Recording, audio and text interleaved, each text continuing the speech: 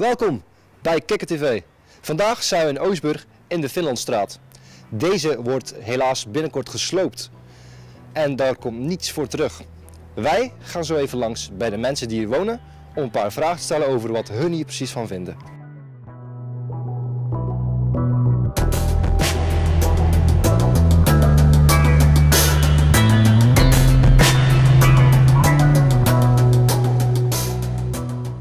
Ja, ik ben inwoners in de Finlandstraat 15. Ik huur deze huis denk ik minimaal 9 jaar.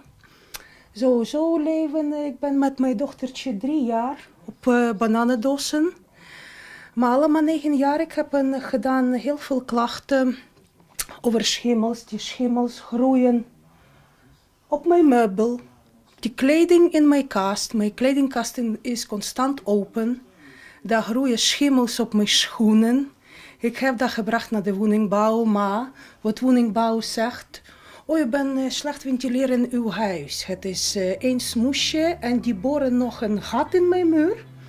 Wat ben ik nog meer betalen delta? Ja, ik woon hier echt heel graag. Dat is eigenlijk wel, vind ik, een van de mooiste plekjes van Oostburg. Vooral omdat je dicht bij het Vestje woont. En zoals de kinderen, zeg maar, die kunnen ontzettend leuk spelen hier zo. Er zijn eendjes, die kunnen we voeren en spelen. Jij had het ook messen?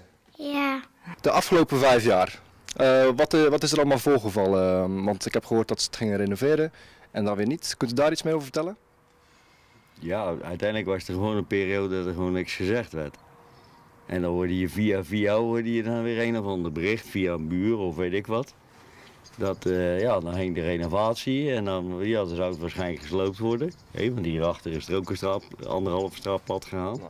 Dus eigenlijk had je het misschien wel een klein beetje kunnen verwachten. Tenminste, zo zie ik het nu.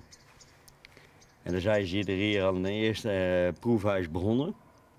Ja, goed, de dak was eraf en ineens werd het te duur en toen kwam er een sloopdatum. Ik weet dat ze aan het einde van de straat een huis volledig gerenoveerd hebben.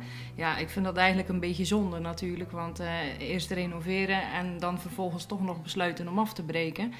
Aan de andere kant, ja, fouten maken is menselijk, zeg ik dan maar. En toch hebben ze dan denk ik de beslissing genomen om het toch maar af te breken, wat eigenlijk wel goed is.